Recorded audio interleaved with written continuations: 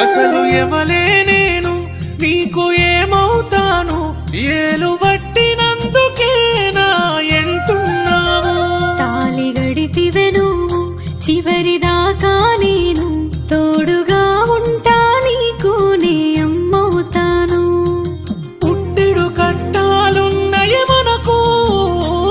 ఈ రోజుంటై రేపుండై దిగులెందుకు నాతో సుఖముండదమ్మ నీకు ఎట్లయితే గట్లాయే ఇక చూసుకుందము